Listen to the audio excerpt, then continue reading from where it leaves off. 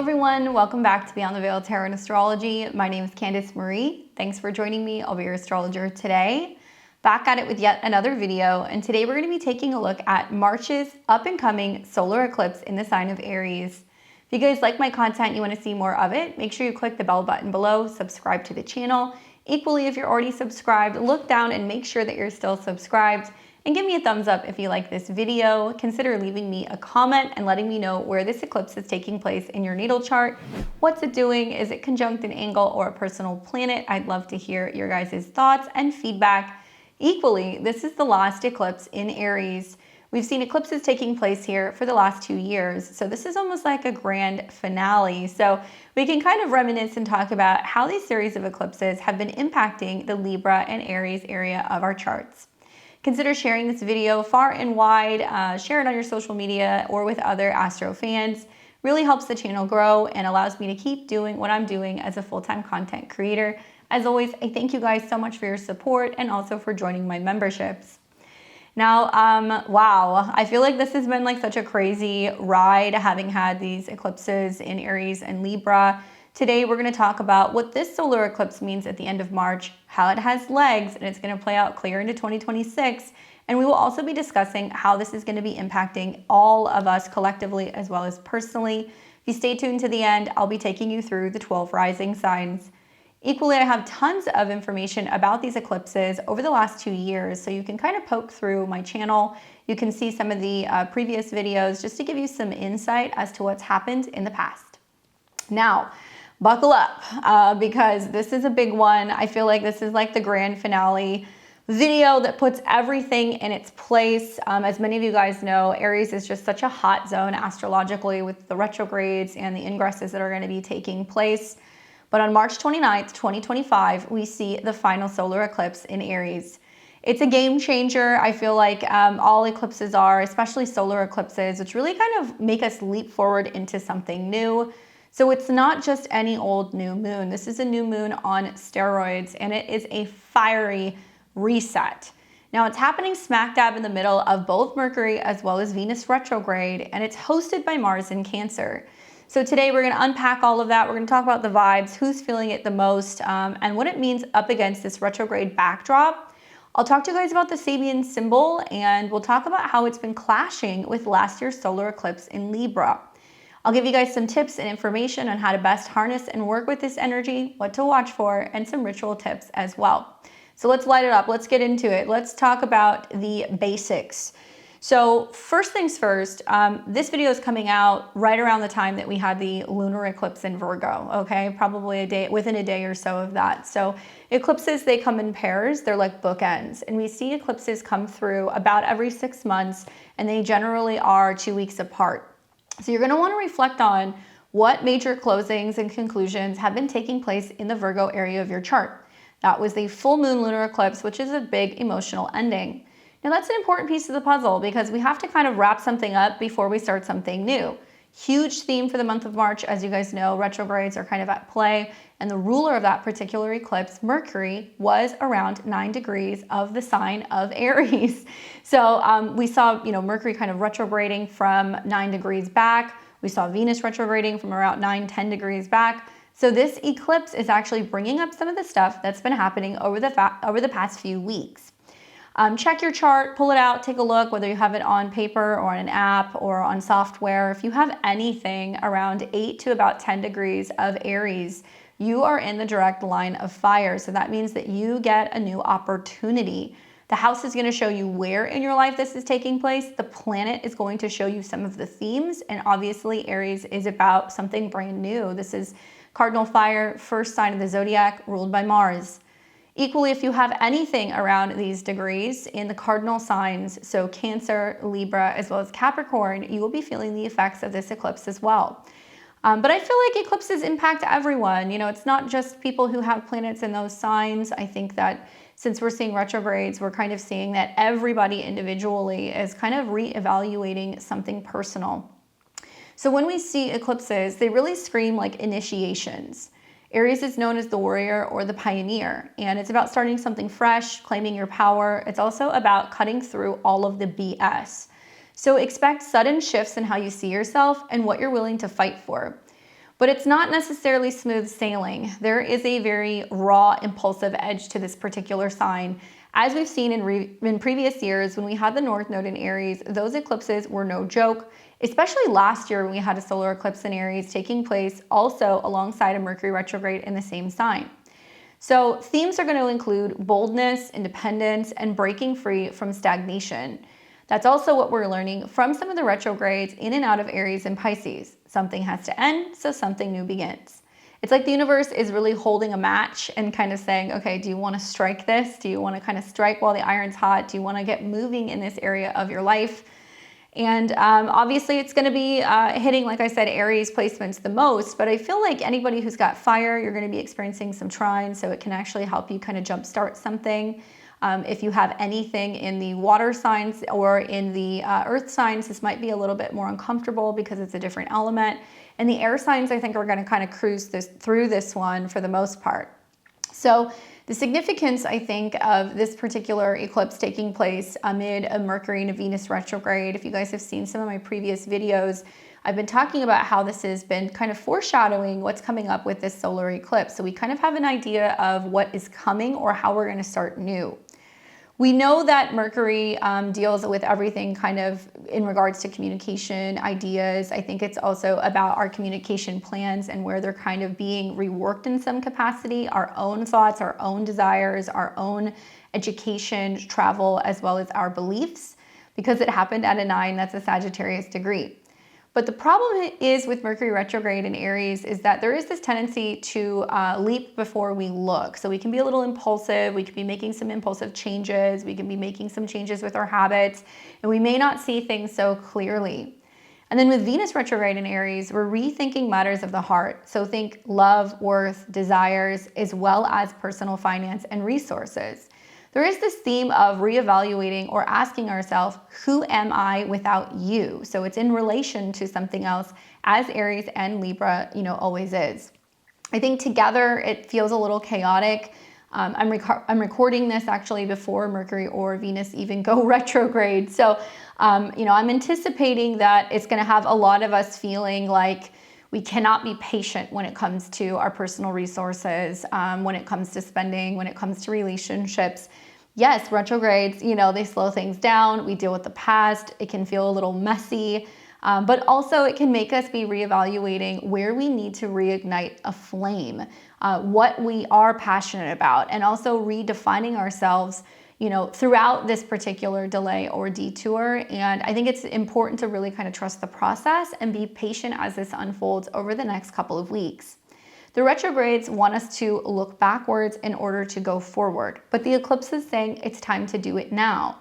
It's best not to make huge life decisions during eclipses. I always tell clients, like, major trips, anything revolving around financial decisions, physical makeovers, medical treatments, because eclipses represent where something is being eclipsed out and we can't see things so clearly. So if you're anticipating a big change coming up, not only because of the eclipse, but because Mercury is retrograde in the same sign, you're best off holding off until later in April when the dust has settled. Now we're going to see this eclipse taking place at 9 degrees. This has been a theme. We've seen a couple new moons around this degree, which is associated with Sagittarius. I've been telling you guys for weeks that this is connected to foreign trade, import, export, as that's what Sagittarius rules. But it's also about our faith, our philosophy, where we're traveling, what we believe in, and this can be a degree that is filled with optimism, opportunity, and personal growth. So we're going to read the Sabian symbol, and this is one of the rare opportunities I can read the actual degree because it's exactly at 9 degrees of Aries. There are no minutes attached to this. So this is the Sabian symbol for Aries 9. I get a kick out of this symbol. It's a crystal gazer. The keyword is acuteness. The theme is divination. The symbol speaks to global perspective and the capacity to quickly grasp the significance of all facets of a situation at once and understand the meaning of coincidental events. The image of a crystal gazer emphasizes the world of potential as it's intuited or perceived through clairvoyance and vision. Implicit in this symbol is the concept of dual imagery, mirroring effect, wherein man and his universe reflect each other and thereby create means for predicting the future. On a practical level, this degree can symbolize a situation where all ordinary means for solving problems have been exhausted and divinatory techniques are turned to. The positive at its highest, the symbol represents psychic sensitivity, prophetic insight, and the ability to organize and plan in such a manner that facilitation and convenience precede actual need. Watch for snooping and prying or foolish impracticality. The accent is on sensitivity and the need to find information or immediate answers to problems. Logic and reason will not work well. Solutions are discovered intuitively through psychic means. You're especially alert today, may surprise yourself, someone else, by tuning into what was being kept a secret. Your greatest advantage lies in looking ahead to what is going to be needed in the not too distant future. Guard against being intrusive, violating others' rights to privacy, minding your own business unless you are specifically asked to get involved. Stepping stones is intuition, clairvoyance, vision, reflection, sensitivity, global perspective, and also potential. Well. It would seem that things are going to get so weird or so buck wild that it's not going to make sense. Whether it's financial analysis, legal scholars, scientists, maybe astronomers are going to get it, maybe astrologers are going to get it, but the average everyday person is going to be like, what is happening? You know, especially when it comes to Cancer and Aries related things. Okay, so we know that, you know, Mars is the ruler of this, and Mars is at 22 degrees. Now, I'm just kind of spitballing here a little bit, but I feel like there is going to definitely be a lot of people who are in high position of power, Mars at 22, who are actually listening to astrologers. They're hearing what astrologers have to say. They are picking up on some of the forecasts and some of the stuff that's coming out in the world that we are seeing. Obviously, you know, you're going to listen to an astrologer and they're going to slightly differ in terms of their perspective and their tone versus another person who practices astrology. Kind of like authors, we're all going to have, you know, different kind of tones to how we kind of interpret what's going on in the stars. But I think that, yeah, we're going to see a lot of people who are going to be listening because things aren't going to be making sense, essentially. I also think that when we talk about divination, it's not just limited to astrology. Divination could be crystal balls, tarot readings, clairvoyance, mediums, maybe it's prophets, especially in that 9 degrees. I think there's going to be a large number of people who are going to start talking about dreams, visions, and intuitive hits that they're having about the future. Future when it comes to Aries, okay, individuals, when it comes to individual health, because Mercury is retrograde. When it's coming to individual liberties, freedoms, and also movements that we're seeing for mankind. Now that connection to Mars obviously is a little tricky. As you guys know, Mars has been retrograde in Cancer. It's now direct, but it's still in its post-shadow. And Mars is making some challenging aspects. By sign, it's squaring the eclipse. Not exactly, it's a little too wide, but it is squaring Chiron. And this is, I think, going to be some people who are going to be forecasting and kind of predicting, saying, hey, I had this dream, I saw this attack on the city, or I saw this thing happening in this country or in this place, or, you know, I had a gut feeling about something happening to my house or something going on with my family. And remember, the Sabian symbol is talking about having everything that you need for the not so distant future. Okay, so it could be materials, it could be supplies, it could be medication, it could be home protection, it could be also, you know, Mars in Cancer could be talking about water-related events or incoming issues pertaining to water, especially as it's making connections with Saturn. So where certain cities are going to need protection from storms, where there might be issues with flooding or actual water structures, and that people are starting to have premonitions about some of these things. Obviously, we know Venus and Mercury retrograde, so it could also be people who are making forecasts into the future about what's going on economically and with the markets and financial world. And I think that will be part of it as well. I think that you're going to see a lot of people who are kind of involved in, you know, predictive methods or forms of divination like astrology that are going to be saying, I told you so at the end of March and probably even into April, as many of us have predicted that not only is there going to be a huge shift going on with the collective when it comes to human health and this new awareness that we are becoming aware of when it comes to our frequency, when it comes to human health, health services, mental health, pharmaceuticals. And I say this because everything's going retrograde back into Pisces. And where also we have become, I think, kind of negatively in tune with a lower frequency, with fear, with anger, with hostility, frustration, division, and that this has been having a really negative impact on our minds as well as our communication methods when it comes to communicating with other people. Now, in light of some of those heavy themes, I think that what's so beautiful about the Mercury and the Venus retrograde is that we have the opportunity to kind of say that I don't subscribe to that. I don't resonate with that frequency. I don't resonate with that anger or that hostility or negativity. That's not mine. I'm not absorbing it. I'm not going to be speaking it. I'm not going to be believing it. And we're learning throughout this cycle that our thoughts impact our frequency, and how we're thinking, how we're communicating, what we're surrounding ourselves with, what we're watching, what we're reading, is going to influence ultimately what we think and then how we feel. And feelings have a huge impact on the body, on health and habits. So this is the time, I think, to kind of reflect on what's happened over the last month and whether or not we want to carry that frequency, or if we want to decide that rather than being defensive, which Aries can be, we are being proactive. We're actually on the offense. We are making conscious decisions to kind of bulk up our energy field. We are not going to allow ourselves to kind of fall into those negative thought patterns. We're going to have a can-do attitude. We know in order to be able to really embrace this new beginning that we have to spend a little bit more time into April as Mercury and Venus retrograde to shore up the past. We need more sleep. We need more rest, reflection, meditation, prayer. We need to also be recognizing that collectively, as everything's going into Pisces, where everything's swimming through this cosmic soup, it feels heavy with Saturn and Neptune there. And we're being asked to release this. So it's almost like the dam is going to break, and then all of a sudden, all of these waves of emotions are going to go over the collective.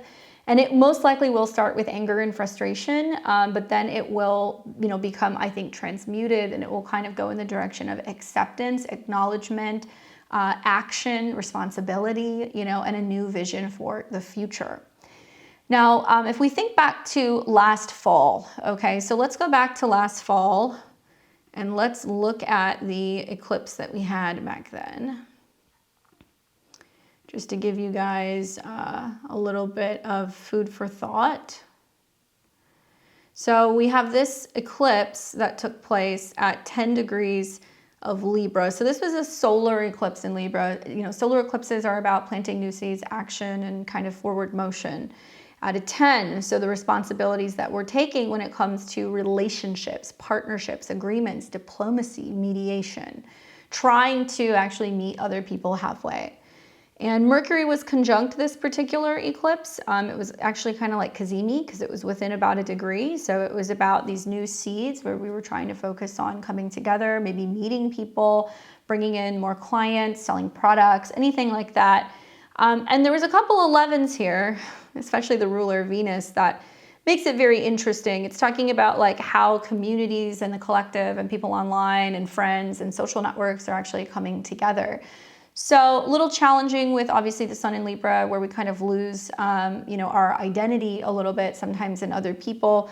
And we also have Venus that's moving through a Mars-Pluto related sign. So it was saying that change in relationships might feel difficult, that we need to kind of maybe separate ourselves from, certain partnerships or relationships where we're losing ourselves, we're losing our identity. We're not thinking for ourselves, we're not speaking for ourselves. Maybe we are people pleasing.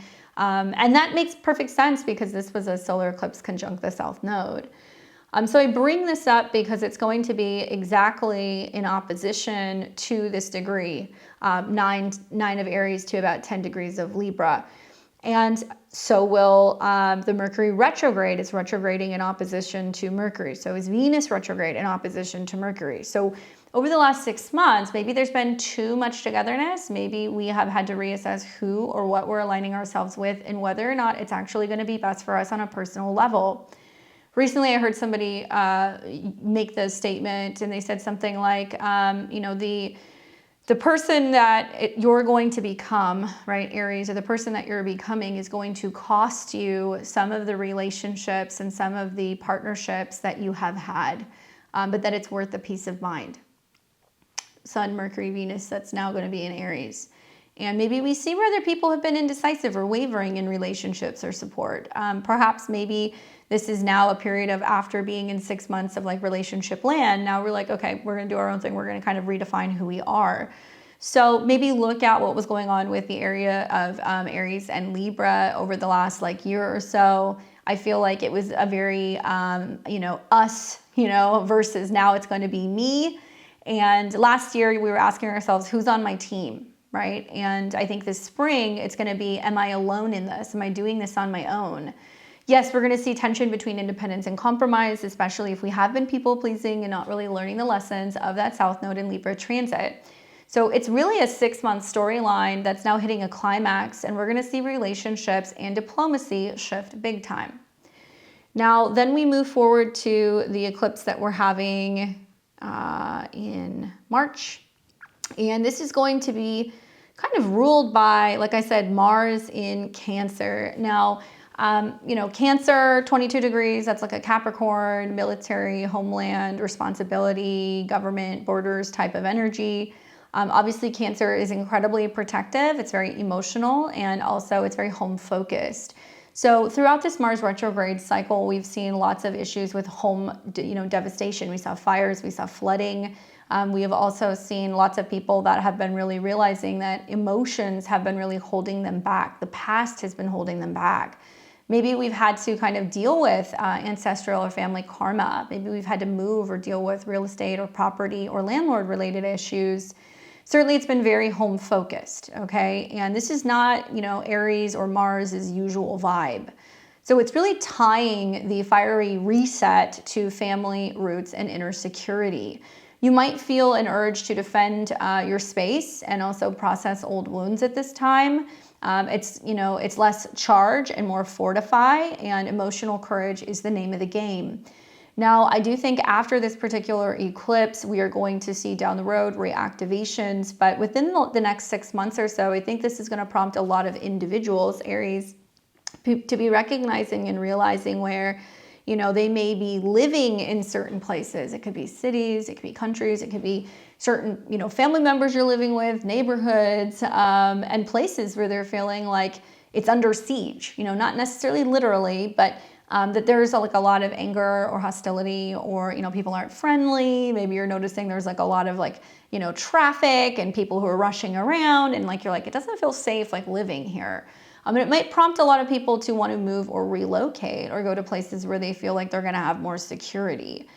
I do think this is also going to be incentivizing a lot of individuals to redefine what home is. And, whether that's do-it-yourself home projects, building a house, buying a house, moving your family, these things can actually be, I guess, a positive way of kind of looking at this, especially since Mars is making a trine to Venus, which is about love. So love and also action are kind of in harmony with one another. It's trining the North Node slightly, which means that we are kind of listening to the spirit and knowing to follow our intuition and knowing when to move, how to move, what changes to kind of make in our space, particularly in our kitchens and our bedrooms, because kitchens are Cancer and bedrooms are going to be dealing with Pisces. So some of us might feel like, rather than moving, let's remodel, let's move things around. Pisces is very much about the vibes. So I could definitely see a lot of people really embracing feng shui and other things that are going to be kind of creating more of a free flow energetically in their space. People gardening, people setting up fences, people potentially also putting up security systems or kind of making sure that their home and their kitchen is stocked. In particular, this does reference self-defense. It's also kind of referencing water, because Pisces is water. So some people might be feeling like they need to secure wells, or they're drilling for them, or they're looking for a separate water source, or maybe they're wanting to move closer to where water might potentially be. And then I think that the trine to Saturn is also just very much going to be about security. Wanting to feel like they're in a place where they've got spiritual security. They've got also leadership, as Saturn can represent leaders, that's actually protecting the homeland. So this is just general. It might not necessarily be like that for you, but I definitely feel like, Mars being connected to military, so is Aries. That trine to Saturn might indicate that we're going to see more active things going on in some of the coastal bases, maybe with the Navy, anything that deals with water, ships and submarines. We might also see that there is going to be more of an incentive and more of a move to be rebuilding areas that have been damaged near coastlines. So think about the fires in the LA area near the beaches. Think about all the flooding that's been going on in the South, and wanting to now finally kind of get the show on the road with building and being able to create home and security. with help through what could be, organizations, charity, and things like that through Pisces. I think that after these 2 years, it's been a lot. And I remember going into when the North Node was going into Aries thinking, okay, this is boot camp. The next 18 months of these eclipses, especially with Chiron and a few retrogrades, it was all preparation for 2025.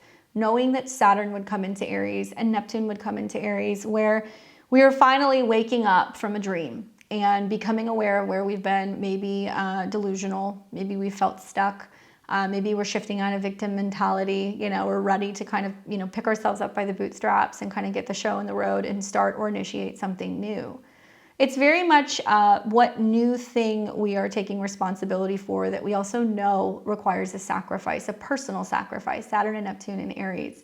It's going to be different for everybody, but I think with Mercury and Venus there, it's reminding us that if we can learn to love that area of our chart, we can learn to speak more kindly, to take pride in some of the actions that we're taking and learn to love it a little bit more.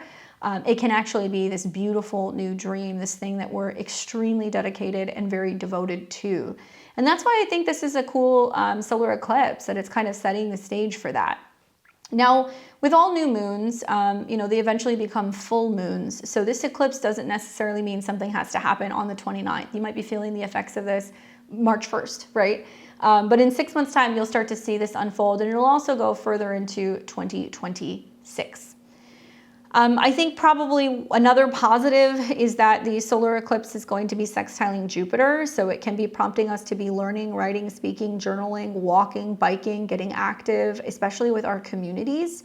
And it's really inspiring us to be brave and talk about what we can or what we are. I am strong, I am capable, I am worthy. These are all kind of like Aries related mantras. And the sextile to Jupiter is about positivity, wisdom, growth, and it can be really great for self-help. It can also be really great for fitness. Certainly, I think with retrogrades back into Pisces, we're being asked to take time to kind of pause and reflect. And that might mean that for some of us, we're going to therapy. For others, we're meditating. For others, we're going to spend time in nature. But journaling can be really helpful, right? And like listening to motivational speakers and learning more about self-help and picking up books and things that can be really helpful for us. I think that writing or reading can be very therapeutic at this time. And it does prompt the opportunity for adventure and exploration and maybe traveling more, especially road trips, learning languages, and possibly even considering moving. Now, for some of the more difficult aspects, I think probably the most challenging, outside of the fact that this opposes the energy that we had 6 months ago, and Mercury is still retrograde, so it's almost like there's this new beginning coming, but we haven't quite yet decided what it's going to be, how we're going to schedule it, how we're going to organize it, how it's going to come together. Also, for a lot of us, this is about major change in directions with our jobs. Do we want to work for ourselves? That South Node in Virgo, I told you guys, was going to be lots of layoffs, and suddenly individuals are going to be going, okay, what do I do? Am I, going to start my own job? Am I going to be proactive and get out there and learn something new? Am I going to be starting to do something that's going to be more online or something in my local community? Am I teaching? Am I sharing? And I think this could be part of it, but it won't really be until the second half of April that we're starting to see Mercury come out of the shadow, that we're really ready to say, okay, I will launch this, I will start this, I will move, I will sign this contract. So take that into consideration, that something is still being kind of worked out. We do see Mars making a sextile to Uranus, so that means that due to sudden fluctuations or changes that's happening with money, with real estate, with property, with architecture, building, the planet, this is an earth sign, that will also be prompting people to suddenly make a change, move, shift, maybe invest, and it can impact the stock market as well as the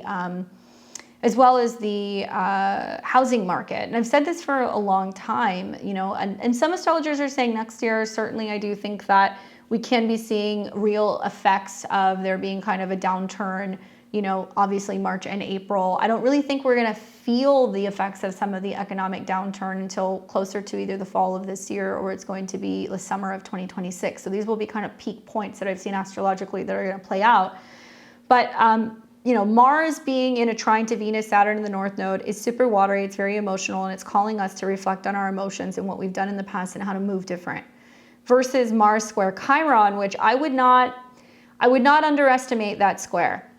That tells me, and I've seen this over the last 2 years through the Aries eclipses, where military, acts of war, conflict, aggression, all of these things have had an impact on everybody, whether it's financially, psychologically, emotionally. You know, some places in the world have actually been experiencing, you know, war very close to home. But Mars square Chiron is saying that there is going to be some tension that is brewing on the home front, or there's going to be anger or animosity, or even military mobilization. It can be troops. It can also be people who are in uniform. You know, some countries will call this peacekeepers, and I don't necessarily think this spells peace. I actually feel like this is going to lead for some places that there's going to be people coming in claiming that they want peace, especially with the Mars trine Neptune, but really it's going to be quite combative and difficult for individuals. Especially when it comes to feeling like their home or their privacy is being invaded, which that does come up, you know, kind of in the Sabian symbol. It's talking about staying out of it unless you're asked to intervene. So I think about groups like FEMA. I think about, you know, like what's been going on with USAID and, you know, money that's been going to certain places. And I could see this kind of materialize as some of the world's resources are being cut off. Pisces is charitable, donations, foreign aid, assistance. As some of these things are being rolled back in the midst of the retrogrades, do we start to see that there are mini conflicts and like civil wars going on in certain countries? I do think so. I do. I think that this is especially going to be impacting people who don't have the necessary home resources. So you're going to hear a lot of things about, well, you know, women aren't getting health care, or there's problems with children, or people aren't able to, you know, build homes, or now they don't have security. And when the tension builds from a square like this, then you start to see where people are going to go, okay, you know what, this is getting kind of chaotic. We got to leave. We can't stay here. So I will be watching over the next year to see which places are going to be impacted the most. Now, as many of you guys know, this solar eclipse is going to be happening in the United States, 4th house, which is about home, where we're experiencing these retrogrades as well. And it's certainly been quite heated in recent years. But this does talk a lot about the United States and where we stand, especially when it comes to the finances with the housing market, what's going on with changes with our military, and how this is a part of a new cycle that's going to be completely setting the stage for a brand new base for America. And I think a lot of this is going to be about rebuilding America, and that it may be bringing up lots of budget issues as it's squaring planets that are going to be in our 8th house. How much money do we put into it? What's going on with taxes? Obviously, individuals being kind of frustrated about how much they've been paying into systems, not really to see that it's going into some of the services that we are supposedly paying into. With that being said, let's look at some of the reactivations, because there are going to be a few of them, and you guys are going to want to note these dates. When I say reactivations, this is going to be when we see planets that are going to be squaring this degree, okay? So it's going to be impactful because it's opposing the eclipse that we had last year. But when we get into August of 2025, we are going to see some reactivations. And this will be around August 21st and 22nd. So that is going to be right here when Mars hits 9 degrees of Libra. Okay, so similar how like the sun was kind of debilitated in Libra, where it kind of loses itself in other people, or maybe it's people pleasing or focusing too much on, you know, who we support or what we're supporting. Now Mars comes in and it hits that degree, and it's going to reactivate the solar eclipse last year. It's going to oppose the solar eclipse from this year. And now with Saturn and Neptune in Aries, where humanity is now focused on a new set of goals. It's more self-sustainable, it's more independent, it's more, I think, fierce and brave and a little bit more feisty. Saturn and Neptune are really going to be about individuals that have a very clear view of what their boundaries are and that they're not going to be impeded on. It can also be about leadership that's powerful but compassionate, understanding, not a tyrant. You know, Saturn and Neptune could not be more different. Neptune wants to dissolve. Saturn really wants to focus on fortifying something. So this comes right on the heels of the Mars-Saturn-Neptune opposition, which will happen a couple days earlier. So if we go back and we look at this, that opposition is going to be happening closer to like August 8th and August 9th. Obviously, you know, Mars is the ruler of Saturn and Neptune. And it's Mars in opposition to Saturn, which could be definitely about a bit of like a push and pull, and where individuals, you know, are feeling hesitant or resistant to partner or collaborate with other people or mediate. And there will be some mediators or people saying, hey, we want to help you, let us help you. And then we have Mars in opposition to Neptune, which is really kind of questioning, like, can I trust this, right? Is it trustworthy? So a lot of relational issues are going to be happening, I think, here as well. And there's just so many things that are going to be going on that it makes your head spin. I think the positive in this is that at least Venus, which rules Mars, will be coming into conjunction with Jupiter. And I'm kind of thinking like August is going to be a turning point where there is going to be some major separation or severing that is going to be taking place when it comes to allies around the world. You know, Saturn and Neptune can basically say, you know what, I'm willing to go out on my own in Aries, even though we don't have a plan, we don't know what we're doing, but we're not willing to, you know, make personal sacrifices just to better help other people. And in doing so, I feel like there is going to be some people who are going to rejoice. Venus and Jupiter in Cancer can mean good news for homeland. It can be great for women, for mothers. It can be great for property. We could see people feel like finally, you know, the sacrifices that we have been making throughout this year earlier is now starting to benefit our country. We are starting to see that there's beautiful parks again. There is money for, resources for programs that people are feeling like, hey, you know, interest rates might be lower. We're more capable of being able to afford a life where we feel like we're not just surviving, we're thriving. And that will stem from being fierce with other people. So watch for changes in partnerships, just across the board, personally, as well as, I think with relations to other countries. On a personal level, this can mean that some people are opting and choosing to separate, and maybe they're separating from, a place they've lived for very long. Maybe you're finally separating from a relationship or a partnership, and even though it's difficult, you don't really know where you're going to land, you're going to have the full support of a new home. Maybe it's going to be going and being with family. Maybe it means you're moving back in with parents. It could also mean for some people that they're picking up and moving to a foreign country, and they're like, you know what? We don't want to be here. And so because there can be tension between certain countries, we might see people actually pick up and leave and go somewhere where they feel like they resonate a little bit more. So we'll watch that. We'll see what's happening with that opposition. That's definitely going to be interesting around the 9th. And then again, when we see the reactivation, which is going to be closer to the 21st and the 22nd of August. You're going to want to, put that on your calendar. And if you guys are looking around in August going, what the heck is going on? Well, it's reactivating these eclipses. All right, I'm going to take it a step further, and this one's going to blow your guys' mind. The real reason why I think March is so potent, and it's foreshadowing actions, events, conflict, maybe acting too brashly, but it could also mean that we're initiating new things that are going to be even more significant in 2026. Now, all of the astrologers are talking about, that Saturn and Neptune in 2025, they're conjunct each other, but they're not exactly conjunct, and they're not going to be exactly conjunct until we get to April of 2026. Okay, so they're moving side by side. They're crossing that 0 degree Aries point, which is the world axis point, guys. Big things happen when we see planets on that degree.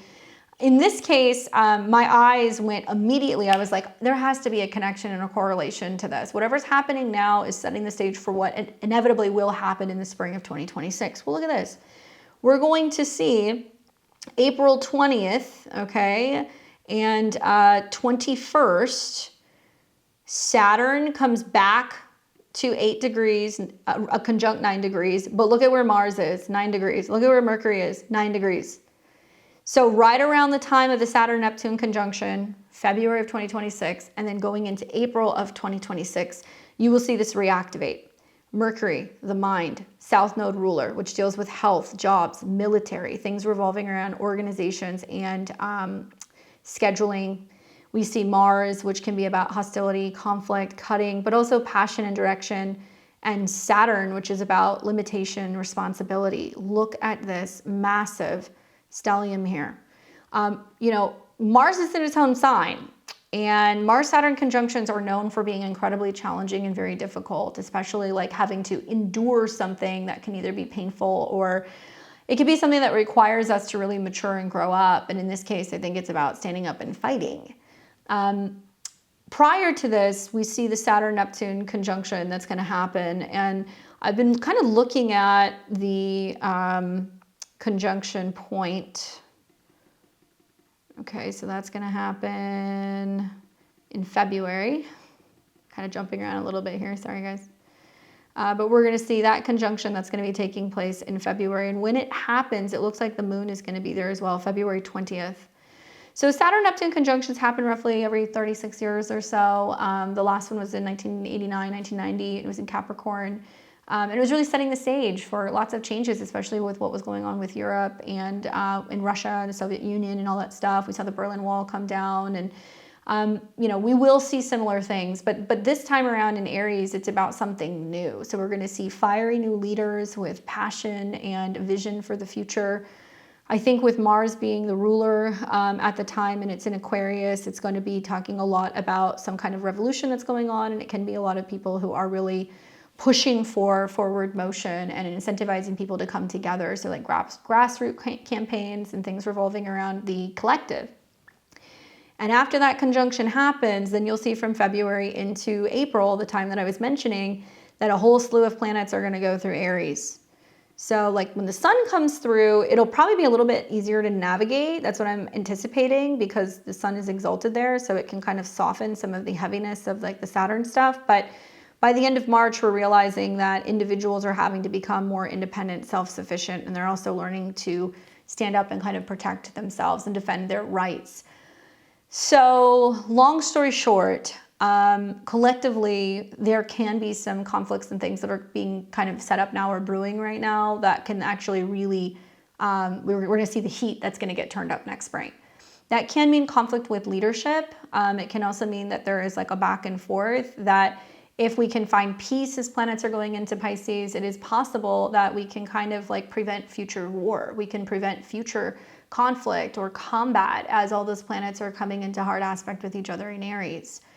On an individual level, this means that the solar eclipse is asking you to wake up to this new potential, because if we are not actively working on that over the next 6 months or so, what we will find is that it's literally going to be a harsh, you know, kind of like wake up call. You know, reality is just going to slap us in the face, and it's going to be like, oh shoot, I have to suddenly scramble to do this thing now.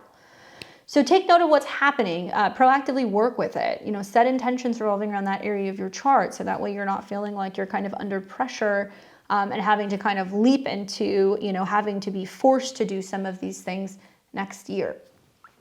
Now, with all new moons, they become full moons. And 6 months from now, this will become a full moon in the sign of Aries. Now, it will not be an eclipse, but it will be the fruit in October of the eclipse that we are having this month in March.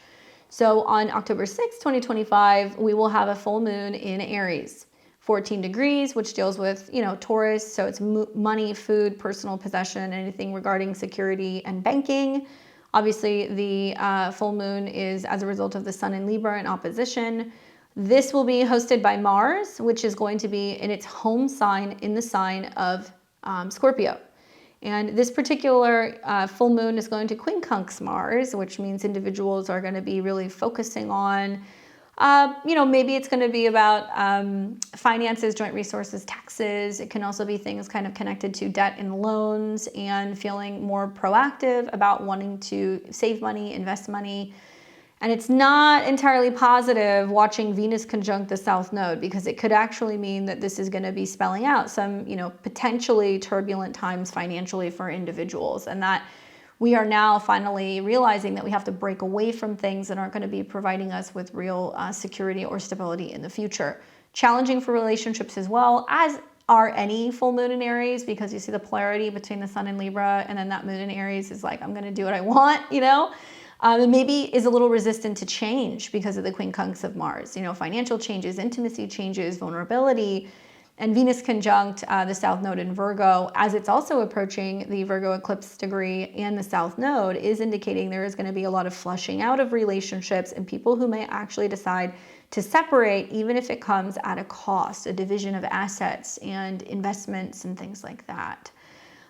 So we'll unpack that more as we get closer. Certainly, this is going to have a little bit of like the full moons in the cardinal signs this year are going to have a little bit more of a different flavor, especially with the moon being kind of connected to Jupiter in Cancer, which is a great placement. It is great for growth of family, home, you know, moving to new places, expanding your home, spending time at home. But I feel like it's going to make everything bigger. So it's going to make the lunar transits feel bigger because Jupiter kind of amplifies. And it's not an exact square. It's off by about 9 degrees, but it is enough to be the T-square to the moon as well as the sun. And this means that, you know, because people are focusing on growth and expansion and more emotional wisdom or prioritizing family or maybe changes going on in the home front, it's going to bring up some friction. It's going to definitely bring up some friction in relationships to other people.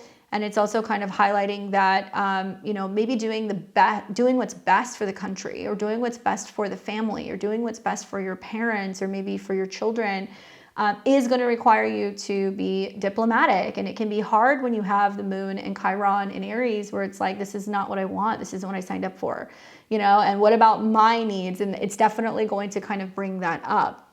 So positive is that Jupiter's at least coming into a trine with Saturn. So I think that if we're embracing some of these new things that are coming in, we can kind of roll with the punches. But we will unpack this a little bit more as we get closer to this particular transit. Now, let's go back and let's look at the eclipse, because I have some advice for you guys in how to navigate some of these transits. First things first, you know, eclipses, people are always like, new moons, full moons, I set intentions, I do rituals. Great, you do you, if that's what you want to do. Me personally, I will never, ever during an eclipse set intentions. That's just me, because I know we don't know everything yet. Things still have to kind of shake out. I will wait until there's a better lunar aspect that's going to be giving me the chops or the capability of being able to kind of really set those intentions. Know that setting intentions or doing rituals revolving around a solar eclipse are incredibly potent. So you have to look at the energies that are involved. Now, if you're somebody who's like, I really need to break away from these old emotional wounds, okay? Because, you know, Mars squares Chiron. I really need to find the will to move. I really need to, you know, deal with mom drama or issues relating to parents, or maybe I need to, you know, finally get the show on the road and cut ties with the past and kind of free myself emotionally. Sure, okay, you can do that during the solar eclipse, because that's the energy of the solar eclipse. However, if you're like, I want to launch a business, I'm starting a new job, you know, I'm getting married, or I want to invest, I want to make money, or I want to invest money, I'd be like, no, you know, wait until some of this stuff kind of flushes out a little bit. Obviously, Aries is the element of fire. So, you know, you can work with fire. You guys can set intentions, write them down. I would really recommend making this be about what you're closing out. You could actually do this the night before. You could do this on the 28th, right before we're coming into the solar eclipse. And that's kind of symbolic of saying, I'm flushing everything out, I'm starting new. But setting intentions on paper, you know, something you write down, because Mercury is in Aries, and then you burn it. Obviously safely. You can meditate and set your intentions with a candle, right? You could take a hot bath or steam, or you could, you know, maybe spend some time in the sun, anything like that. Obviously, I'm here in Texas, I'm Central Time, so when the solar eclipse comes through, it's going to be very early in the morning. It's almost 6 a.m., so it's going to be closer to 4 a.m. on the Pacific Coast and 7 a.m. on the East Coast. I know we've got people all over the world, but if this were me, I would wait a little bit just for some of these energies to shake out.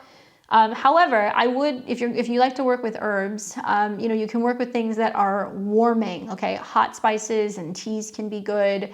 I love using rosemary for this transit, because I feel like it's going to bring more clarity as well as protection with all of the retrogrades and the eclipses that are going on.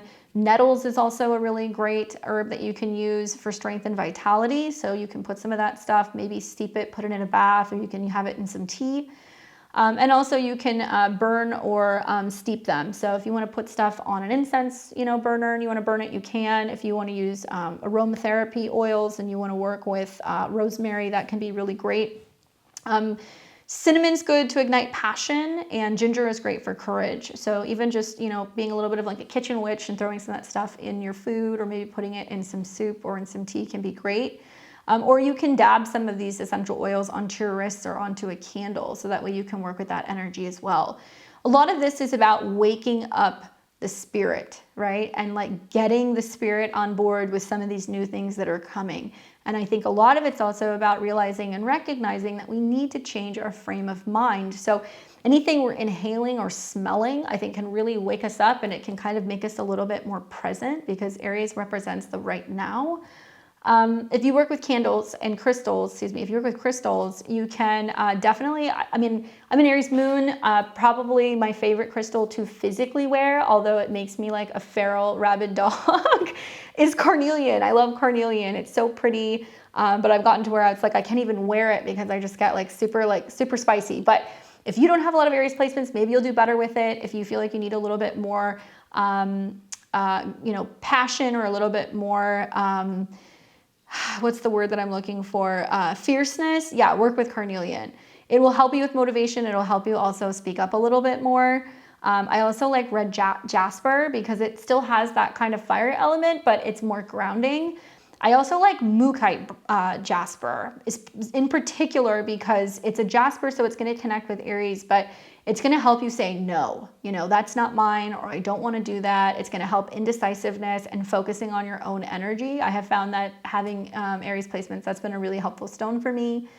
Bloodstone is good for bravery as well. And if you guys want to carry these on you, you can. You put them in your pocket, put them in your purse, put it by your desk.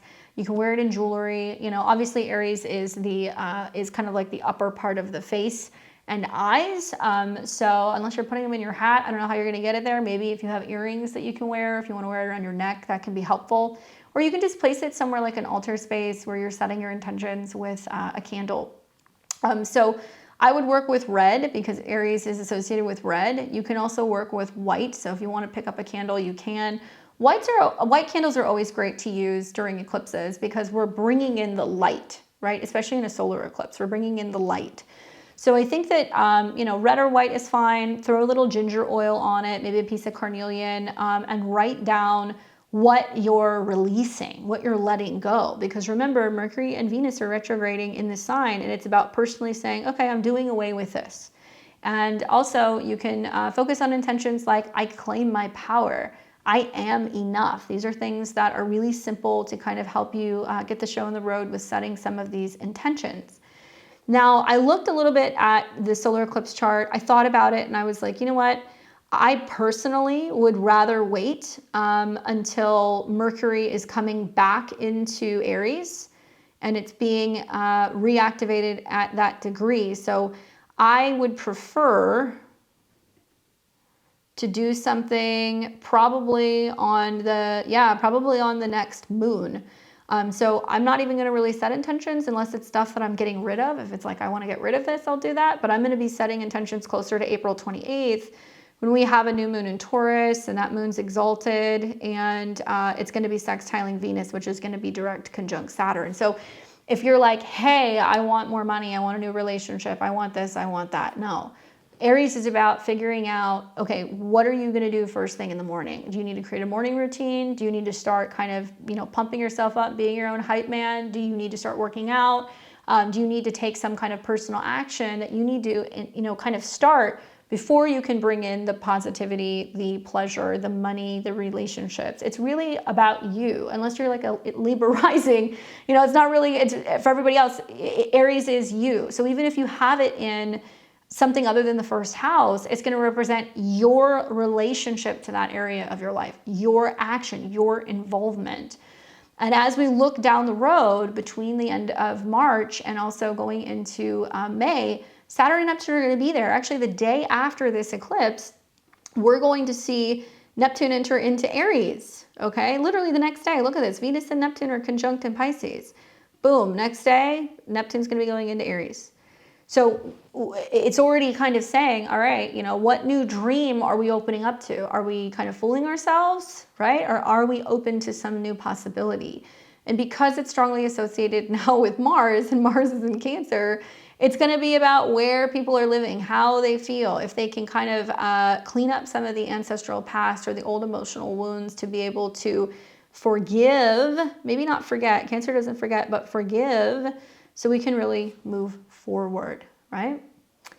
So I'd love to give you guys now a little bit of insight in how to navigate this particular eclipse for the 12 rising signs. As a reminder, this is going to be impacting any placements from about 8 to 10 degrees of Aries, sun, moon, rising, or personal planet. So if you've got something there, that's going to be significant, as well as 8 to 10 degrees of the cardinal signs. I'm a Western astrologer. That's what I practice, is whole sign astrology. If you guys want to use Placidus, you just need to find where 9 degrees of Aries is in your chart, which house it's in. You might have to listen to more than one rising sign. But let's go ahead and take a look and see what this means for you guys and what intentions we're going to be working with. I've got some tips and predictions for you as well. All right, so this is going to be for my Aries and my Aries risings. Oh, Aries, I want you to think about the last 2 years, everything that you have had to kind of come into, how you've had to kind of focus on self-preservation and what's going to work for you. And maybe there's been some frustration and some changes with relationships, but now it's as if you can finally kind of redefine who you are, okay? So when we look at the solar eclipse, it's in your first. In the first house, it's going to feel like a total self-reboot.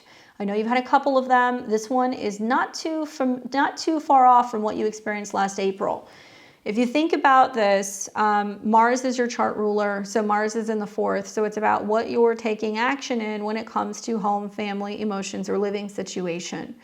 You just had a lunar eclipse in your 6th, which is very much about work, routine, and health, and you're letting go of old things. Maybe you're resting more. With the Mercury retrograde and the Venus retrograde, there is this sense of redefining how you look, how you carry yourself, what you want. And I think that there's just like putting the final touches on that in the 12th house. It might be a good idea, you know, for some of you guys to really be thinking about, okay, you know, who am I out in the world? What do I want? How can I be more, I think, self-aligned? How can I be more kind of in my own personal identity rather than doing what other people expect me to do? I do expect shedding old skin. That does happen with eclipses here. There is a bold new you that is emerging. For some of you guys, you can see it now. For others, you're going to be seeing it over the next 6 months or into 2026. The theme is about a total identity ignition. So there is going to be something very significant that's shifting about you physically, but also emotionally and with your home and family. Some of you guys are going to be wanting to debut a new look or new style. So one thing I would say with that is, yes, solar eclipses are bringing something new in, but I think with Mercury and Venus retrograde, there's like this sense of being like, oh, I'll impulsively do this thing, like cut my hair, dye my hair, you know, change something about my clothing, get a tattoo, you know, that you may regret. And there might be some impulsive wanting to redefine who you are very suddenly. And then you might be like, oh, maybe that's not what I like. So it may be better to just wait until the dust settles as you're getting closer to the end of April before you make any significant changes, especially with Mercury retrograde. It's going to be about like, do I quit my job? You know, do I switch jobs? Do I go back to the gym? Do I focus on, you know, my health or my well-being mentally or physically? Some of you guys are going through physical transformations, and it can be healing transformations with Mercury. It can also be transformations regarding how you're speaking to yourself or how you're thinking about yourself, and learning to give yourself, I think, a little bit of slack and being nicer and being a little bit more in tune with hearing what you need to hear in order to really kind of evolve and step into the Saturn and Neptune transit coming up pretty soon. Let me know, Aries, how does it go? And also, this is like a graduation period for you because this is the last one. So this can be about a series of changes that have been happening for you for about 2 years. We've got Taurus and Taurus rising. What's up, Taurus? You're doing the solar eclipse in Aries taking place in your natal 12th house. Obviously, the 12th house is a little bit more private, so it may not be as obvious some of the changes that are going on for you. This deals with your subconscious, behind the scenes, foreign lands, private places, your bedroom, as well as sleep and spirituality. Now, at the time of the solar eclipse, the ruler is going to be in your 3rd house. So this is possibly about taking some time to reflect, be alone, journal. Maybe you're traveling, maybe you're studying more, maybe there is a sense of you writing something, working on a blog, on a website, on a book. This can also mean that you're really learning to better channel your emotions differently and not like feeling like you're blowing up or you're getting frustrated with people. Mars in your 3rd house can be a little moody, you know, obviously with neighbors or with siblings, and maybe you're learning to kind of find new ways to better express your emotions and your feelings. Now, you're just coming out of a lunar eclipse that will be in your 5th house of creativity, children, and love affairs. And the ruler, Mercury, is going retrograde at the same degree. So there can be like a creative project that's getting ready to emerge that you're getting ready to share with people. There can also be lots of dreams and inspiration that's influencing you. Lots of dreams also connecting to romance, changes in romantic relationships. And some of you guys might be pregnant. And you're getting ready to tell your friends or other people that you're pregnant. Maybe you're getting ready to surprise people because Mercury will be coming back into the 11th house. I feel like this is a good time to start spiritual practice. And in Aries in the 12th house, you know, Taurus risings are generally pretty calm, but you don't really see the chaos and stuff that's going on behind the scenes and where they're sometimes at war with themselves. If you have any internal anger or frustration, go work it out. Hot infrared saunas, you know, hot showers, steams, working out in a private gym, or just developing more of like a spiritual warrior kind of mentality, I think can be really beneficial. Watch for the subconscious shakeups. You know, hidden dreams and fears do surface. The dreams mean something with some of the retrogrades that are going on in your 12th. And I'm anticipating you're going to have an inner awakening. So in order to better work with that, meditate. Maybe use a little rosemary. Aromatherapy can be great for you as you're ruled by Venus, and this might help you clear some of the fog and see things more clearly. Good luck, Taurus. We've got Gemini and Gemini rising. You guys will be experiencing a solar eclipse in Aries in your natal 11th house. Truth be told, air and fire are friends, so you know you may navigate this a little bit better more than some of the other signs. And the 11th house is about networks, friends, associations, parties, gatherings. And a solar eclipse is revealing something to you. So it can be revealing that there is a friendship fluctuation going on. Mercury, your chart ruler, is retrograde at the time of the eclipse. So it can also mean there's a reunion, a reconnection, or a reassessment as to whether or not you want to start or join a group. Group dynamics can shift very quickly, as we know, with Aries energy. And the theme is really about a social reset. So you might be reconnecting with old friends. Sparks might fly. You know, it can also mean that you are investing yourself more in socializing and other people. Mars is the ruler of this, and obviously it is connected in your 2nd house. So you might be spending more money on friends. You might be kind of basing your self-esteem revolving around friends. You might feel like there is a lot of baking, cooking, sharing, you know, gifting that's kind of going on with Mars in that sign. And also really pushing yourself, I think, to focus on leadership skills with other people. As you know, Mercury and Venus are retrograding back in your 10th, so there is this sense of maybe networking and trying to meet people for work, or you're trying to lead a team and incentivize them, and in doing so, maybe you're going to be providing them with some sweets, some food, some gifts, some other things to kind of incentivize them to kind of keep up morale. Good luck, Gemini. We have got Cancer and Cancer rising. You guys are going to be experiencing a solar eclipse in Aries taking place in your 10th house. Anything, you know, 8, 9, 10 degrees, Cancer, Sun, Moon, Rising, you're going to feel the effects of this particular eclipse. It'll square you. The 10th house obviously is a house that is, you know, it's challenging. It's about getting out there and putting your face out there and being seen and kind of, you know, taking the bull by the horn, so to say. So this is all about your career, and solar eclipses here can provide a major career reset, a major jolt when it comes to your professional path, as well as your public, I guess, reputation. So you're very visible under this eclipse, and you know, because you're ruled by the moon, that, you know, eclipses impact you a little bit more than others.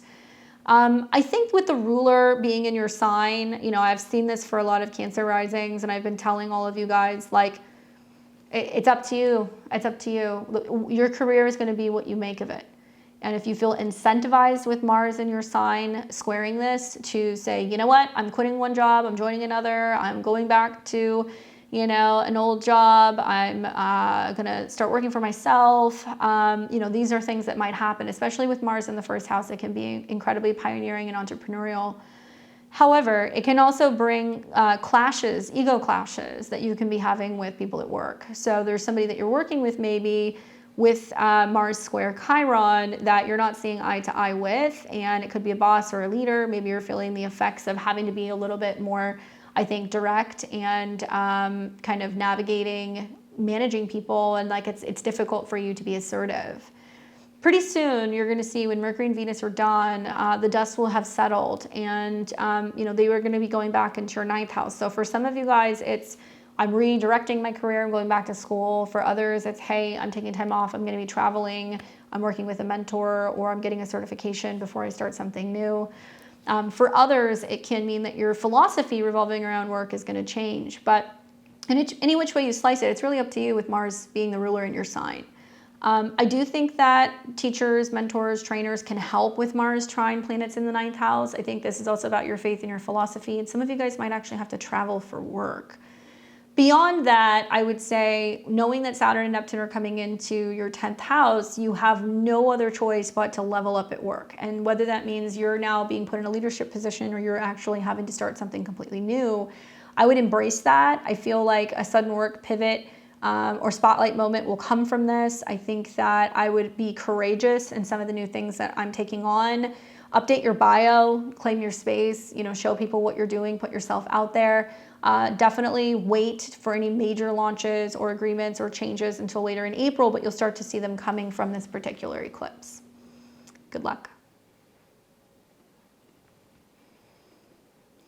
We've got Leo and Leo rising. You guys are doing this solar eclipse in Aries in your 9th house. And if you have anything in Leo, 8 to 10 degrees, it'll trine you. So I think you're going to like it.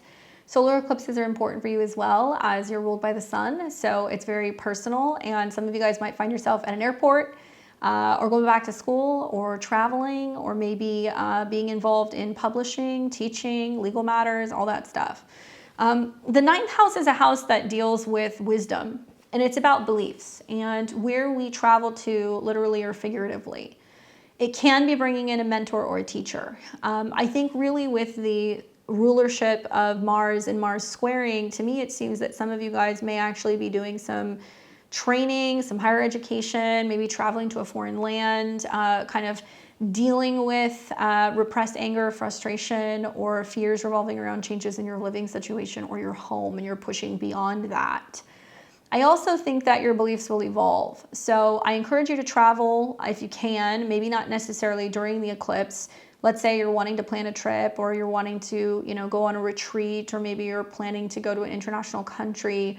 With Mercury and Venus retrograde, you got to be really careful scheduling things. And if you're traveling during this time, just expect there can be some bumps along the way and some delays.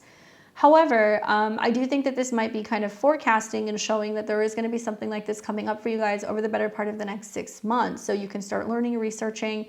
And also, if you have any fear revolving around traveling, then maybe you're working with a hypnotherapist with Mars in your 12th house, or a therapist to help you uncover why you have fears of going places or being alone. And you might travel to places that can be very healing and therapeutic for you. The theme is all about your vision quest, and I would say, yes, you can book a spontaneous trip. Let's just do this post-eclipse, and you can start the process at the second half of April. Hopefully that's helpful for you guys.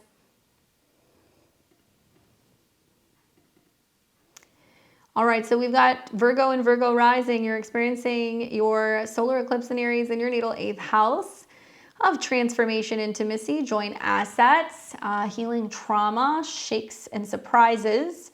Obviously, a solar eclipse here is in conjunct or quincunx your sign. I know you've heard that a lot, but really it's like Virgo energy has a hard time understanding Aries because Aries does not necessarily have a plan. And Virgo always has a backup plan. They have an A, B, and C plan. So I think with Aries, you're going to be seeing that there is rapid development of changes regarding joint finances, moving through fear, miraculous sudden healing, learning to be brave, redefining who you are, and it can be in like an 8th house way.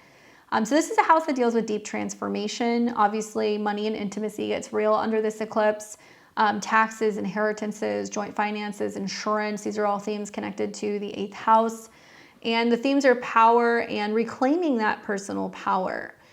Now, you can release old debts under this eclipse. I think with Mercury being your chart ruler and it's involved in the 8th house, maybe you're trying to figure out how to reallocate money, save money. You're dealing with a tax refund. Maybe you're investing money or going back and forth with a joint budget with a partner. And then Mars being the ruler and it's in the 11th is kind of talking about, okay, the money that is coming from your job because it's second to your 10th, you're trying to figure out, what do I do with it? Am I paying off debt? Am I investing? Am I taking a loan? There can be a little friction over expenses pertaining to your social life, what you're spending on friends or doing things with friends. Borrowing and lending can be kind of problematic with friends or social groups.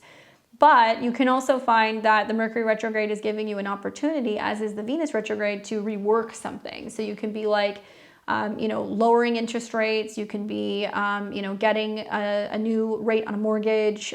This can also be about debt consolidation and paying things down and finding ways to actually feel a little bit more financially stable. Maybe changes going on with your partner's money can be happening at that time as well. I think it's significant that your chart ruler and Venus is retrograding. So it can mean for some Virgo or Virgo risings that you're anticipating actually getting money and you're just waiting for it. It's just taking a little bit of time. These planets are going retrograde in your 7th. So it can talk about also negotiations and settlements that's going on between you and another person. So if there's a legal matter or divorce or separation or even like a child, child support or spousal support things that are coming up, you can deal with that as well. I really think that this is about just embracing some of the more scary, intimate topics that you've been afraid to talk about and how doing so can actually help settle out some conflicts or issues that maybe have been playing out with relationships with clients or business partners. Good luck.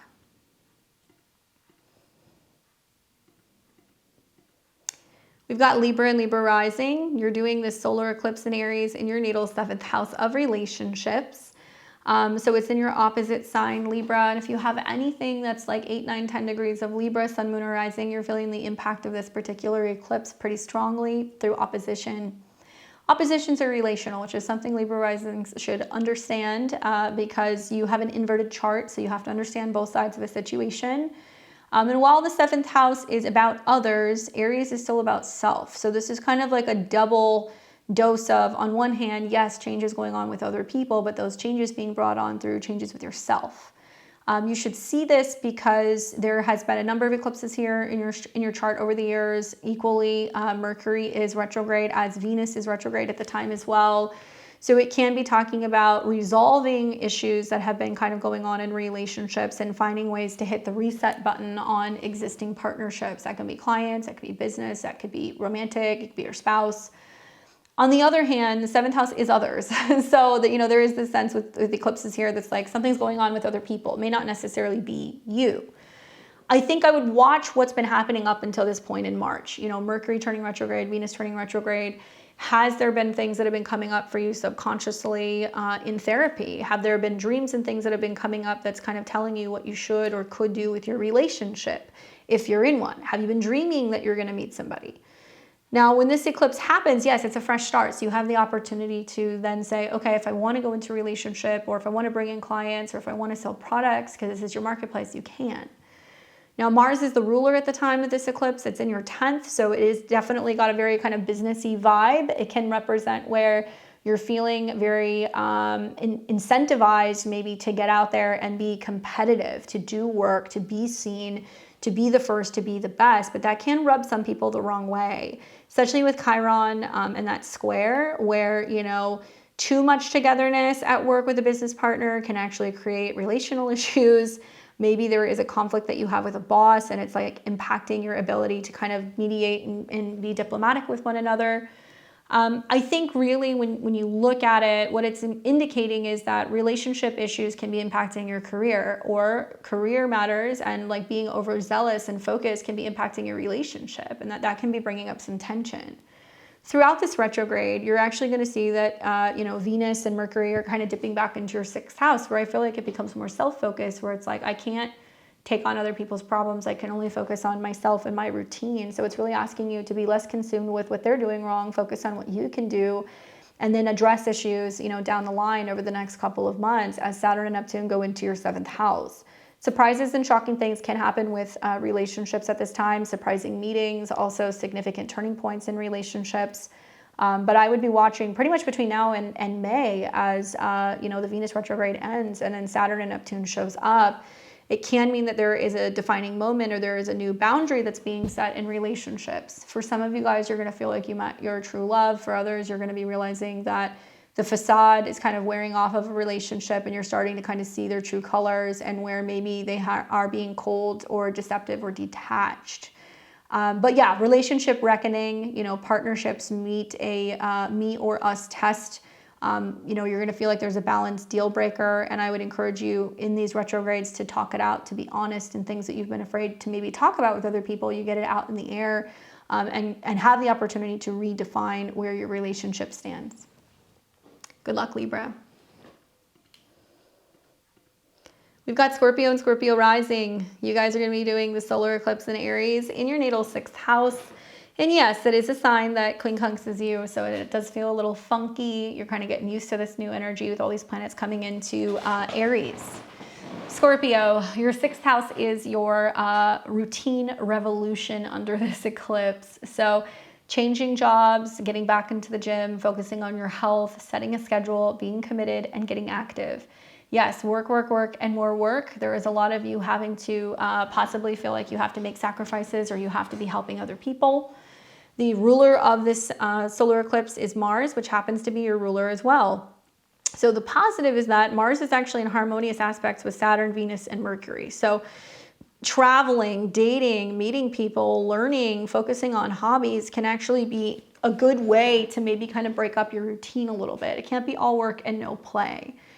I think the focus here with the solar eclipse is that maybe you're changing your schedule, you're making some adjustments to do 9th house things. So if you're going through a training program or you're trying to get certified or licensed for something, expect some kind of change revolving around your schedule that's going to make that possible. It's possible for work, you have to travel. Maybe you're learning more about health and fitness through bringing in a guru or a teacher, or maybe even somebody who can be training you and teaching you more about the mind-body connection. I feel like for all of the signs, this is, like I said, the precursor for like what's coming with Saturn and Neptune, but Saturn rules your mind and your home, and Neptune is going to be about your children. So it's going to be about finding a way to balance your mental, kind of mental stuff along with maintaining a schedule and taking care of kids. It can also mean that you're trying to vocalize more about your boundaries when it comes to work and where you need more me time or you need more time for creative play and spontaneity. I love a solar eclipse here for being like, I'm going to get back on the road with being active. And if you have fallen off of a routine, if you were used to going to the gym or being super active or training, now you can do that through the retrograde. But maybe you're trying to do it in a fun way because planets are retrograde into your 5th. So Scorpio and Scorpio risings would really benefit from a combination of maybe dance and anything that's flow. So it could be Pilates, it could be rowing, it could be swimming.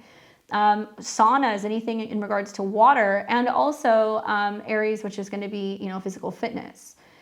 It could mean for some of you guys that you realize that if you're too crazy strict with some of your health routines and hard on yourself, that you're not creating enough time to have fun. You're not creating enough time for your kids. You're not creating enough time to kind of date or kind of enjoy life. So work or health will be demanding your actions. Sometimes health-related things can come up under these eclipses. The theme is all about body boldness, and I think this is a good time to start a fiery workout, but you want to be building up over time, okay? An eclipse here could give an injury. It can also be anything connected to allergies, migraines, headaches, issues with your vision, rashes, fevers. So these are things that you want to watch out for. That can be a sign that there's something kind of going on health-wise. And I got to tell you, Saturn and Neptune are coming into your 6th house. It's going to be harder to diagnose some of these things. And a lot of it can be connected to inflammation. So that might be something you guys want to kind of check out. Hope that's helpful for you. Good luck. We've got Sag and Sag rising. You guys are going to be experiencing a solar eclipse in Aries in your natal 5th house. You got anything 8 to 10 degrees of Sag, you're going to experience a trine. So I think you guys are going to like this. This is a easier eclipse maybe than some of the other signs are experiencing. The 5th house solar eclipse is where creativity surges. So this is lots of opportunity for fun, launching new projects. It can be about taking chances, risks, dating, falling in love, big changes revolving around your children if you have children, or having children and pregnancy if you're hoping to have a child or if you're family planning. But one thing I know is that romance or art really explodes under this transit, and the themes are going to be about passion and play. Maybe you're focusing more on a new creative hobby that can kind of combine fitness as well as having fun. Maybe you're painting, maybe you're dancing, whatever it is, you're unleashing some kind of fire energy and you're really learning to express your inner child or your inner artist. Now, at the time of this eclipse, the ruler Mars is in your 8th house. So it does kind of seem like some of these new beginnings and opportunities are kind of pushing you out of your comfort zone. it can mean that it's bringing up intimacy issues. It can mean it's bringing up fertility matters. It's also possible it's about joint income and insurance matters and how they relate to children. The other way of looking at this is it's just very passionate. Like Mars in the 8th house, even in the sign of Cancer, it's very sexual and it's very like charged. So you can be feeling very romantic and wanting to connect with somebody new and like really wanting a lot of depth. I do feel like any childhood wounds with that square to Chiron can keep you from having some of those feelings of feeling safe and being able to connect with someone. 5th house is gambling or taking risks. So one thing I would say is be careful with trading or anything under these transits with Mars in the 8th house because it can represent losses. Maybe you're feeling like there's a piece of you that you lost when you went through a breakup or a heartache, and now you're trying to kind of heal that throughout this transit. As planets will retrograde and go into your 4th house shortly after this, it's about kind of making peace with the past. Perhaps it means that you're getting creative with how you're decorating or designing your home. Maybe you're focusing on merging home with another person or bringing art or new inspiration into your home. And that is some of the changeable energy with Mars that'll be taking place in your 8th house. I love this, especially if you guys want to meet somebody. If you want to get out and start dating again, you can do that after this eclipse. A lot of you guys are maybe experiencing with Mercury and Venus retrograde, having gone into your 5th house, that you reconnected with someone from the past, someone who you have dated in the past, or maybe there is a sense of feeling like there's a reset or a refresh going on in an existing relationship and you're having date nights and stuff again. So I hope you guys enjoy this one.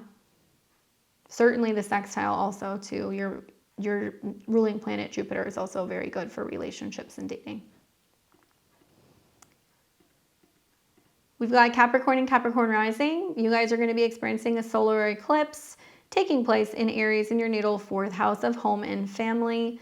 Any Capricorn, 8, 9, 10 degrees, sun, moon, or rising, you're going to feel the effects of the square. So be mindful of that.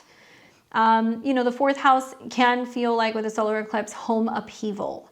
Whether that's moving house, renovating, dealing with parents, parenting issues, finding your own space, closing on a house, or things that are going on with your family. It can also be just emotional stuff and stuff relating to the past. That's where the action is going to be. Now, obviously, family or roots can shift very quickly here, and the theme is going to be, kind of creating an emotional fortress for yourself. I think some of you guys might be thinking about redecorating a home or a space in a way that's making it yours and kind of symbolizing this fresh restart. But as the eclipse is going on, Mercury and Venus are retrograde in this sign. So I don't recommend buying a house, without having it thoroughly looked at. I don't recommend making any major changes because Venus retrograde here means that, you're going to be making a change to the aesthetic of the home and you may not necessarily like it. Don't rush projects like this. Take your time. Maybe this is about finding new ways to spruce things up with color or bringing in more light. But it could also mean you're going home or you're connecting with family in some way, or you're connecting with a female relative. It could be a sibling. It could be a parent, as planets are retrograding back into your 3rd house. Now, at the time of this particular eclipse, the ruler is Mars. So Mars is in your 7th house of relationships, where there's a lot of action and heat going on in partnerships. And it will be squaring Chiron. So it almost feels like it's bringing up some kind of family relationship wound for you. It feels like with Mars square Chiron that you're trying to work with certain people, but certain people at home, whether it's roommates or family members or friends, even landlords, are being difficult or a little combative. I do feel like you can overcome this. Mars is trining Saturn, so it looks like communication is key, referencing a document, having a negotiation, or being flexible when it comes to how you're managing some of these changes at home, how you're talking to your family, your siblings, or even your neighbors as you go through this significant change. I do really recommend for a lot of you guys to pay attention. As I've said in previous videos, this is all the kind of prelude before Saturn and Neptune go into this sign where you might be making a pretty significant change in regards to your home or your living situation. Could this be coming over the next 2 months? Possibly. For some of you guys, it may not be fully ready to roll until the beginning of next year, but some of the events taking place emotionally or with home and family might be indicating that at some point in the near future, you will be making a move. Somewhere new, could be somewhere foreign, and whatever it is, it's redefining your space and it's about making it yours. Good luck.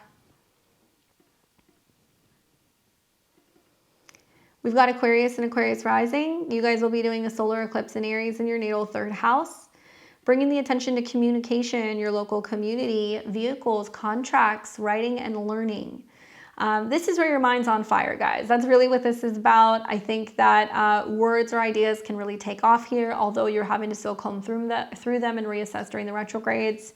Obviously, I think the theme is like activating your voice. Some of you guys might start writing something or working on a website, a blog, maybe an online kind of like news article space. Maybe you're starting a new YouTube channel or new media.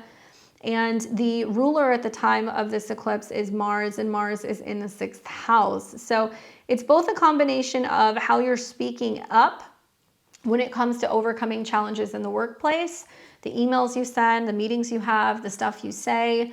It can also mean how you're dealing with, health matters, and where maybe you haven't been speaking up and haven't been saying what's on your mind, that it's been creating some tension, and where there's been some digestional issues or health-related issues. Lung issues, lung inflammation, breathing problems, issues revolving around breathing and trying to overcome some of these health issues can also come up here as well. As you know, Mars has been retrograde in your 6th house. So a lot of my Aquarius and Aquarius risings could have or should have used this transit to quit smoking or quit a bad habit. Stop eating something, go back to the gym, start going for walks and being more active, as well as exercises that are about journaling and kind of expressing your emotions so that way it's not bottled up in the body. I do think that with some of the aspects that are happening, like knowing that Mercury is retrograde, you might be working on a website or you might be writing something, but it's not ready. You're having to refine it still. And these planets are going to retrograde back in the 2nd house. So it can be about reflecting on, there's some, email that I need to deal with, or there's a contract I need to sign, and it could be very financially involved, and you're going to have to kind of dig through it and reassess it before you make an agreement. Things like moving, purchasing a car, planning travel, or starting some kind of education. All of those things you have to read the fine print and really make sure that it makes sense for you. But I think that for the most part, this in aspect slightly to Pluto in your sign, you're already ready for change. You're already ready to go through a significant personal shift. Now it's about getting the mind on board and learning how to communicate with other people, what it is you want, who you are, and what you need. Good luck. And we've got Pisces and Pisces rising. You guys are going to be experiencing a solar eclipse in Aries in your natal 2nd house, which deals with personal values, finance, spending power, and your money. So look for a financial reset or a value reset of sorts. It could be a style change that's coming in here as well. Now, this is all about money or self-worth, getting a boost and focusing on what matters the most and what you value. This is all about becoming like a worth warrior. I think my tip for you guys would be to budget if you can, knowing your value, and be cautious with any financial expenses as nothing is really clear yet. Now, at the time of this eclipse, you're going to see Mars, the ruler, in your 5th house. So it can represent where you're like, I want to make a trade, I want to make an investment, I want to gamble, I want to see if I can actually make something happen. It could be a personal business venture. It could also be where you are wanting to launch and kind of turn a hobby into a business. Expenses, especially revolving around romantic partnerships, creative hobbies, as well as children. There can be a sense of you questioning whether or not you want to invest yourself, time, energy, money, resources into this particular hobby, project, or person. Now, you're also going to see Mercury and Venus retrograding back into your 1st house. And I really feel like it's about your relationship to your self-esteem. You're redefining that. Also knowing your worth, knowing what you could or should be paid. Learning to value yourself more. So that's also reflecting in a financial sense when you're kind of dealing with other people. I think that the 2nd house is what you eat and how you make changes in your eating habits, and that might impact how you look.